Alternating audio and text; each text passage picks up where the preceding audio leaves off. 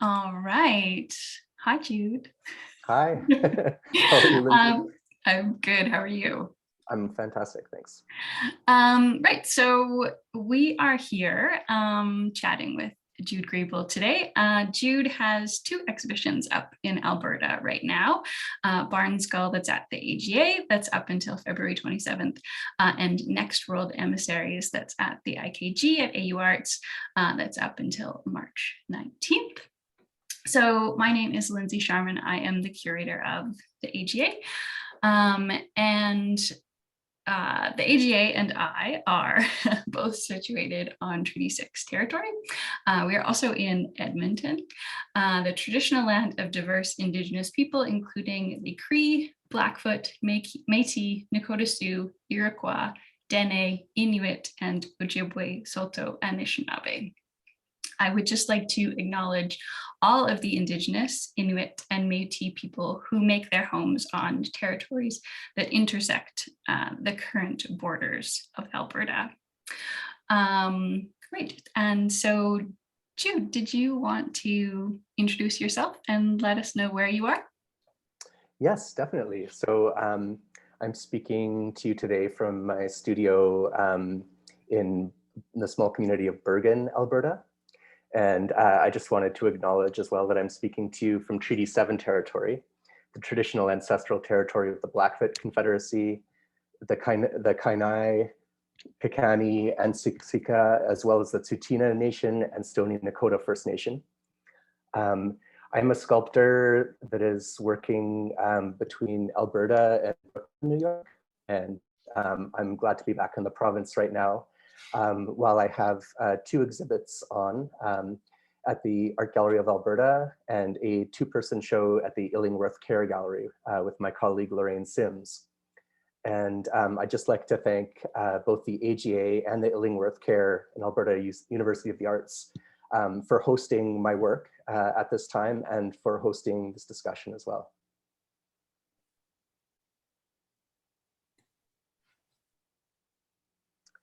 So before Lindsay and I begin speaking today, I just wanted to give you some background in regards to my sculpture practice. I grew up in both Alberta and Saskatchewan, and for these exhibitions, we're going to take a look at some earlier work, some more prairie vernacular work that sort of sets some context for my exhibit at the AGA, and then a new installation of work that I recently created in residence in New York City that is being shown in Calgary at the Illingworth Care. So a little bit of background about the work. I grew up within a sort of agricultural family between Saskatoon and on a family farm in central Alberta. And a lot of the work I began creating sort of deals with humanity's complex relationship with the natural world in various ways. There's a lot of imagery that's related to my family's farming practice, land use, and sort of agricultural references in the earlier work, as well as the understanding that it's a very sort of complex idea to sort of be on stolen lands, cultivating crops, and having this sort of agricultural history in the province. So a lot of the earlier sculptures I began creating were bodies merged with environments in various ways, and often anatomies with scenes playing out on them, references to sort of farming practices, growth, decay, and transformation on the rural prairies. And this included a lot of barn imagery. Right now on the prairies, there are a lot of small family farms where they're not being carried on or kept up. So there's a lot of these barns that are just sort of fading back into the ground, falling apart. And about 10 years ago, I began documenting a lot of these barns in the provinces. To me, they looked like the fronts of the barns sort of looked like faces in a way, quite anthropomorphic. And to me, they sort of reflected the elderly farmers on these homesteads, which weren't being carried on by subsequent generations. Due to large agribusiness in the province and sort of more urban existence. So I began documenting all these barn fronts and creating these small maquettes that sort of likened them to aging farmers' faces in a way. And I've been documenting them all over the province. It really started with one particular barn near James River, where the sides of the barn had collapsed, but the front remained propped up. So you could see through the eyes and mouth, see the sky behind it. And that was the first sort of, I called them barn skulls that I created, which you can see on the left. And then I created a small series of these.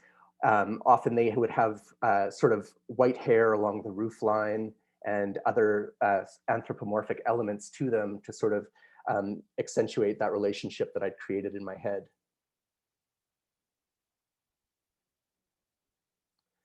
And so this is an image of a family barn in central Alberta, outside the community of Castor, or the town of Castor. This was built during the Depression by a family, and it's been repainted and kept up. But at the time I was really drawing it, it sort of fell into disrepair. It's recently been re-roofed and repainted. The barns also represent a sort of a really interesting site in terms of my background. I spent a lot of time playing in them. They were a space where the lives of humans and animals were really intermeshed in interesting ways. Things were born in the barn and often died in the barn. We've probably all heard the expression, taking something out behind the barn. So it represented a really sort of strange crossroads for me in my developing imagination, in terms of being both an inside and outside space, and the space where both humans and animals sort of, this strange coexistence was created in this sort of indoor space where they were held captive within. And about 2 or 3 years ago, I began speaking to Lindsay about developing a larger scale barn skull for the Art Gallery of Alberta. I really like the idea of bringing one of these barn fronts indoors and sort of isolating it on a wall, especially a very large scale wall like the one at Manning Hall in the AGA. You can see an image of it here. And the first idea I had for this piece was to possibly dismantle the front of an old barn and bring it indoors. But because of environmental concerns and the collection, it would have been a lot of work and sort of fumigation to create a project like that. So this is the barn front based on this family barn in Castor. And we worked remilling all the wood, and all the peeling paint is just painted illusion, finally, recreated by hand. So it represented months and months of repainting the boards to look worn and aged by the prairie environment. And it's painted black in behind the eyes and mouth. I really wanted it to seem like a space you could almost enter as a viewer. So there's this sort of matte black that's behind the various holes in this barn face.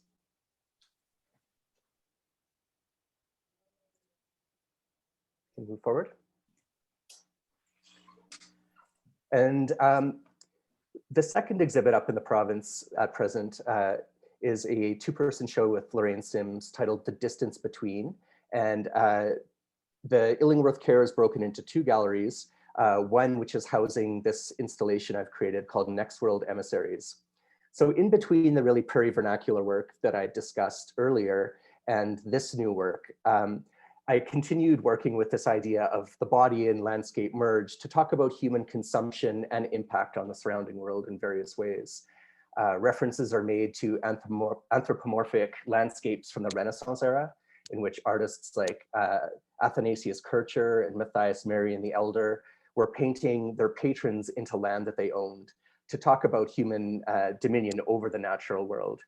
And I wondered what that would look like if it was carried forward to today's more compromised landscapes, places that had been completely paved over, ruined due to industry, and and where the natural world had been completely interrupted in various ways. So I began creating these bodies that sort of carried the brunt of hyperactive development, consumption in the world. And so the work moved to a sort of more global and broader context rather than being based solely on this prairie imagery that I'd been working with earlier on. And so I'd pushed that forward for a number of years. And from 2017 to 19, I created a body of work in New York called Illuminated Collapse that dealt strictly with the idea of planetary collapse and sort of struggled with that idea in the sculptural work. So in those works, they were dioramas with miniature landscapes on them and bodies carrying these miniature landscapes that were almost caving in, holding the weight of a very overpopulated, developed world. And to make these works, I was really developing an image bank of news articles pertaining to the doomsday clock, to species extinction, various photographs, ecological assessments of various sites around the world. So it was this archive, an extensive archive of rune and these very anxiety-inducing articles. So when COVID hit, I had sort of just completed this big body of work dealing with planetary collapse. And I found it really, really difficult with the weight of COVID to sort of move forward, collecting more of these articles and working more with this imagery. And I decided at that time to pivot a little bit and to start looking at what might come after that collapse, looking at speculative futures, science fiction, visualizations of new beginnings and new worlds in various ways. So that was a real starting point for me. I began creating a new archive of visualizations of new worlds and beginnings. And it was, looking at everything from antique sailing maps of imagined places to pulp 60s and 70s sci-fi novel covers, all the way up to sort of VR renderings of new worlds. And looking back into art history as well, re-examining paintings like Bosch's Garden of Earthly Delights, where there's this real elasticity between species and between scale, and it's sort of this revelry almost in this imagined landscape. And I began creating this installation, Next World Emissaries, while in residence in New York City at Pioneer Works in Brooklyn. And at that time, I was walking to the studio every day, and I would have to cross some pretty heavy industrial area in South Brooklyn to get there. A lot of salvage and scrap yards. And there were a lot of exterminator businesses as well. And I started looking at the signs of these exterminator businesses, and they often depicted various species considered nuisance or pest species in cartoonish ways with X's over their eyes, or sometimes even like suspended by ropes. So it was quite aggressive, cartoonish imagery. And I found it really strange that these businesses, it was their sole purpose to eradicate any life that might be flourishing within these really concrete, developed landscapes. And so for this installation I began creating, I imagined these various species, commonly considered pest or nuisance species, sort of repopulating this new world and walking in a lineup or a sort of parade as emissaries for this new world beginning. And so I looked at various reference matter, including early Earth Day parades, especially from the first Earth Day in 1971, these archival images where the Earth Day parades were a lot more celebratory and had much more of a sense of hope, especially images of young high school students in Montana in carrying various signs, and there was just more of an air of hopefulness about the whole thing. So everything from that to early Victorian illustrations by J.J. Granville and M.L. Bludgeon of bug folk during the dawn of entomology in the Victorian era. And also I was looking at I often include fictional narratives that spoke to me sometime in my life but also looking at Roald Dahl's James and the Giant Peach, written in 1961, where a group of large despondent insects are fed up with the human race and leave searching for some sort of new place to habitate. So this was all sort of subject matter that led to this series and this final installation. So the first image you're seeing is of a common bluebottle fly. Also during COVID, I felt like my world shrunk in some ways. I was spending even more time between my small apartment in New York and the studio. And so really focusing more on things that were in my immediate vicinity. So this is a bluebottle fly, a sculpture of a bluebottle fly that's about 10 feet tall. And it was drawn through a magnifying glass. I drew a dead fly that was on the window of my studio and just sort of created this more monumental version of it for this parade. You can move forward. Again, a cockroach, which are sort of prevalent all through New York. I was also choosing species that were sort of very common to New York, but also common to a lot of North American cities. So this is the giant cockroach figure. It's holding a bouquet of daisies. So a lot of the objects or things like flowers or protest signs that these insects and weed species are carrying refer back to these early archival Earth Day images I'd found. And a common dandelion, which was once really celebrated as a food source and a medicinal herb, but has since been the cause of a huge lawn care and herbicide industry in the States and North America. And a gypsy moth, which is a species that was introduced to America in the 1800s in the hopes of crossbreeding them with silkworms to create a new silk industry, a hardier silk industry. But they've gone on to sort of threaten a lot of hardwood populations on the eastern seaboard. This giant gypsy moth is holding 2 oak leaves, which are both symbols for endurance and a main food source for these moths.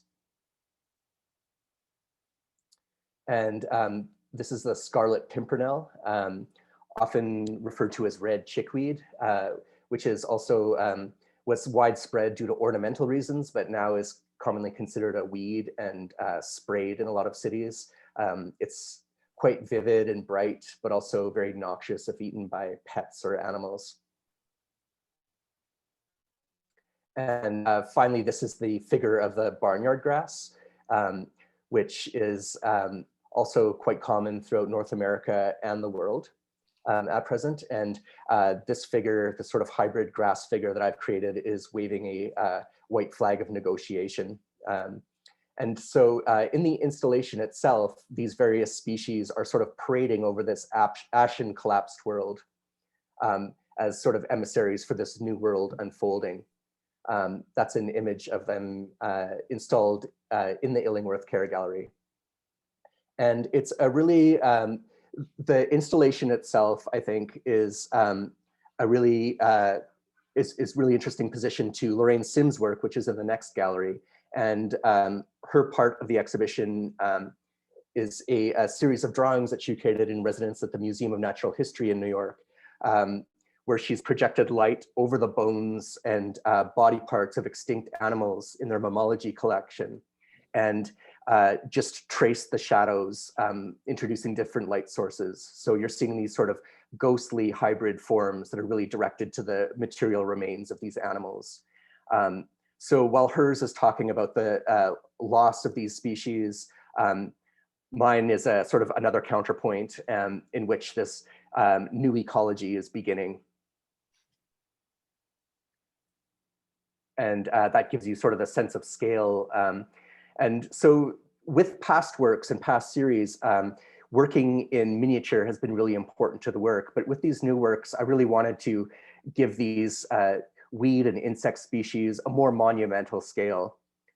So they're quite large, even larger than people. So although this although this parade of figures seems sort of celebratory and jubilant in some ways, it almost seems a little bit threatening as a viewer as these various species are looming above you.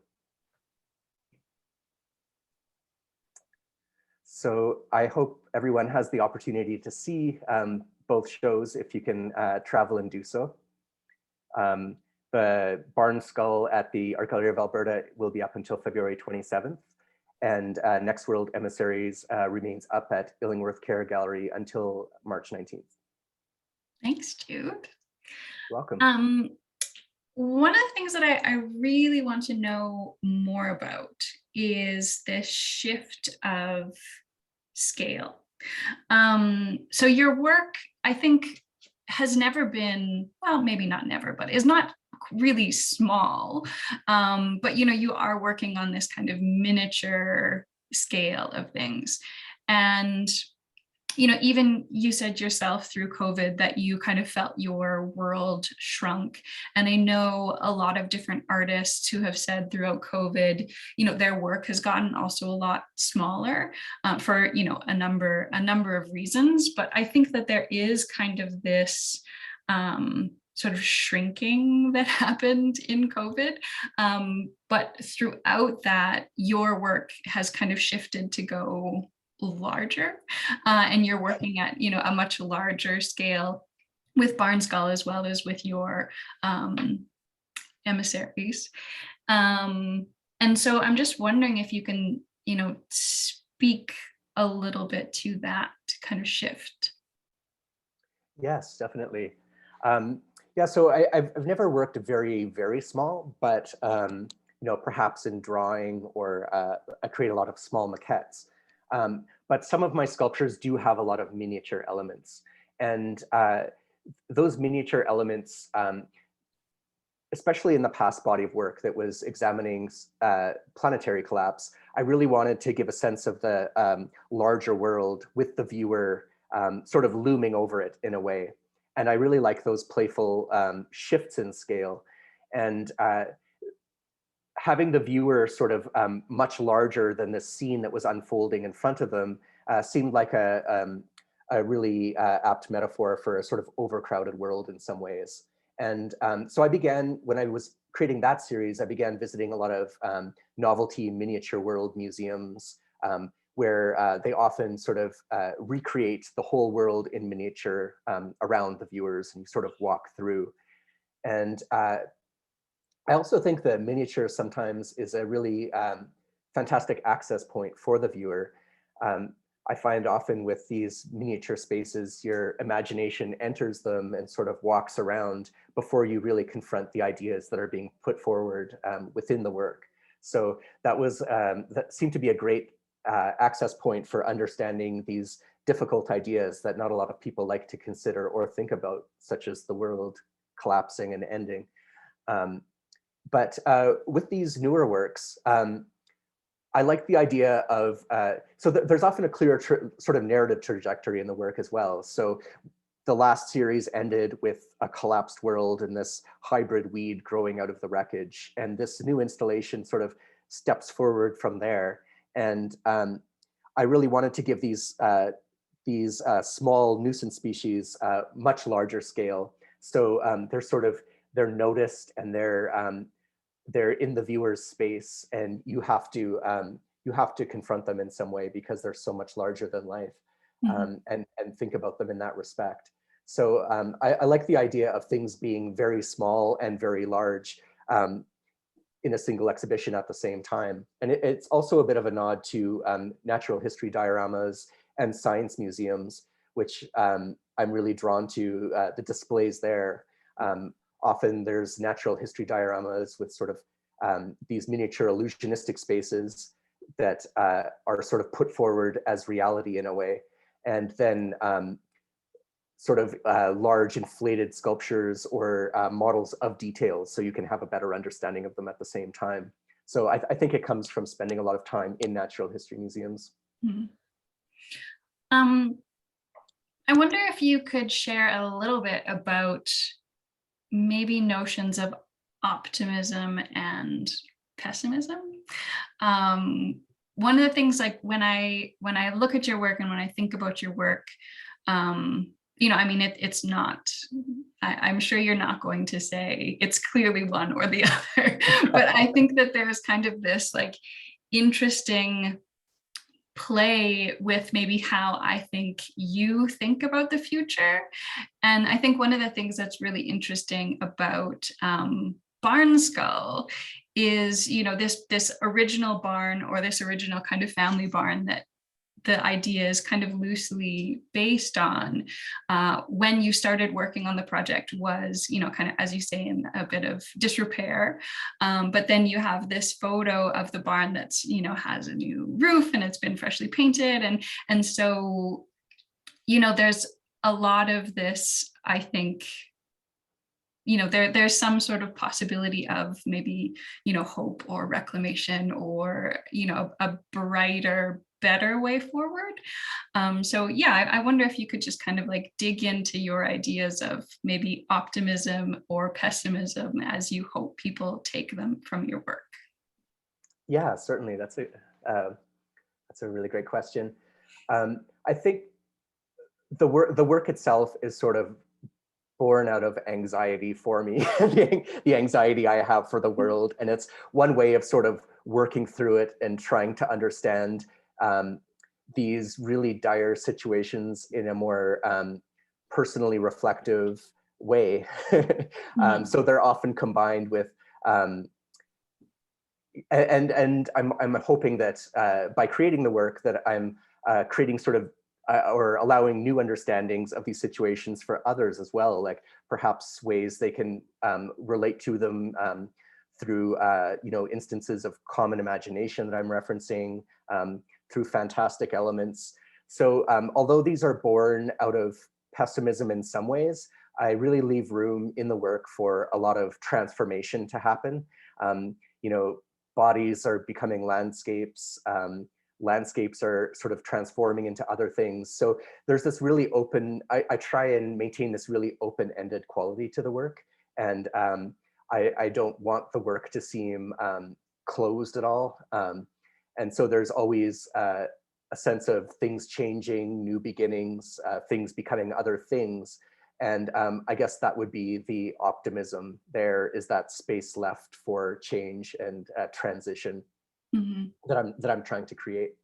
Yeah, and I think when you were talking about your work, you mentioned this word elasticity that I wrote down, and I put a circle around it and a star beside it because I think it really really speaks to, I think, a lot of your work and your way of thinking of kind of that maybe less, or maybe a combination of like hybridity and elasticity, that kind of like push and pull. Yes, definitely. I'm really drawn to a lot of sort of mid-century cartoons for that reason. Maybe not so much Disney, but prior to that, a lot of hand-drawn imagery where things are always shifting into becoming other things. So yeah, reality is this, or the scenes are in a sort of ever-shifting landscape.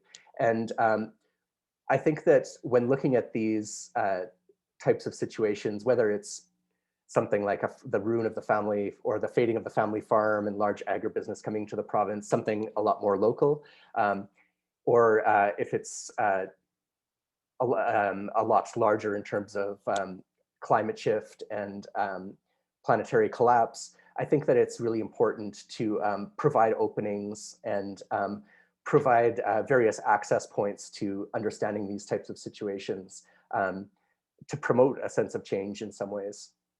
Because I don't think that I could create the work if it was solely about closure.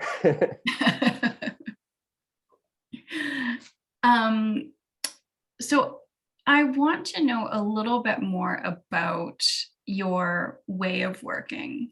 And so you mentioned it a little bit when we were looking at the fly, and also this one too. I wish that I had included a detail, because for the barn, you know, you really have to get very, very close within, like, you know, inches to be able to tell that it's not chipping paint, it's not peeling paint, that it's entirely, a trompe l'oeil of the peeling kind of age side of the barn. And there is a certain like technical precision in that painting that is really remarkable. And I think you also, saw it too. I might just go back. Yeah, in this one, like in the body of that fly. And I know that you're, kind of interested in ways of making. And so if you could talk a little bit about what went into actually making these works. Yes, certainly. So there's a very high element of material craft in the work. And I think that comes from having to understand every little detail sort of with the hand and through the rendering. So what you're seeing is is mostly wood and papier-mâché. So it has, the hand is in everything. There's no casting in the work.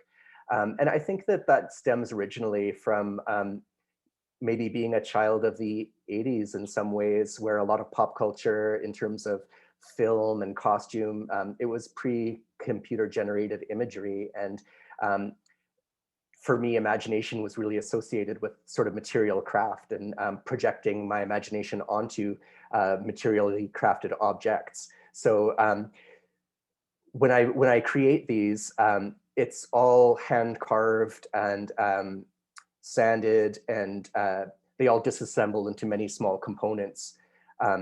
And putting in that time, especially in some of the more diorama-based works, there's something really interesting about spending the time, the laborious and repetitive crafting of details like miniature cars out of wood, for instance. It's really a way of sort of understanding and reflecting on the larger ideas being put forward in the work. And also immersing myself in these sort of, in these worlds I'm creating. So the repetitive craft and rendering really adds itself to the final piece. And it's also spending the time with the sculptures themselves. I think that it's sort of, I'm almost spending time in the miniature scenes I'm creating. Mm-hmm. That makes sense. Yeah, I think that there's, something about that, meditative quality that I think also speaks to what you were saying before about kind of leaving room for, the viewer to kind of think things about it. But I think it's interesting, you're also leaving a lot of room for yourself to kind of have that like meditative process, that it's, not just, you said you were collecting news articles. It's not just, the catchy headline, but you're actually kind of taking the time to think through those things. Do you have any idea of, where you're talking about time, I'm curious now of, if you have any sense of how long it would have taken, even to make like one of these sculptures? Do you have an idea? Well, I created the bulk of them over 2 years, but it was, especially during COVID, when I was creating these in New York, it's usually a big part of my experience living there is going to openings very often in the evenings, and seeing a lot of exhibitions and viewing collections. And that was really sort of cut back in a lot of ways. So I was just putting all my energy into the studio. And I couldn't guess in terms of hours, but I created this entire installation between 2020 and late 2021. So yeah, each took months in their own way. And it's a lot of them come from drawing. So I create numerous drawings, decide how they're going to sort of stand and appear. And then it really becomes a matter of organizing them structurally as well, because these things, they're quite large and they all disassemble for crating and shipping. So at that point, it's figuring out how these are going to carry their own weight. If you see them in the gallery, they all look quite precarious. So it's figuring out how they're going to carry weight, how they're going to disassemble, and then it's all the final sort of fabrication and rendering. I have worked with assistants a bit on some of the other works, but it's mostly in terms of the more structural woodworking. But then it's all the carving and rendering that I'm doing myself. Thank you. Yeah, I think there's an interesting kind of blending of, you know, urgency of the topic, but your kind of like methodical way of working, and really kind of thinking thoughtfully and purposefully about making the work, which kind of reflects on, I think, how we need to think about possible futures and futures for us. Before we wrap up, Jude, was there anything else that you wanted to say about your practice in general, or either of the exhibitions you have up right now? Well, for those who can't make it to the actual exhibitions, there is a sort of virtual walkthrough on Illingworth Care's site. And so you can sort of navigate through the gallery, get a better sense of how the exhibition is laid out, and also see Lorraine's work, which is in the gallery adjacent to it as well. So that might be of interest to some people. Wonderful. Well, thank you so much. Thank you, With Lindsay. that, I guess I'll let you go. Great. Take care, and thank you very much. Thank you.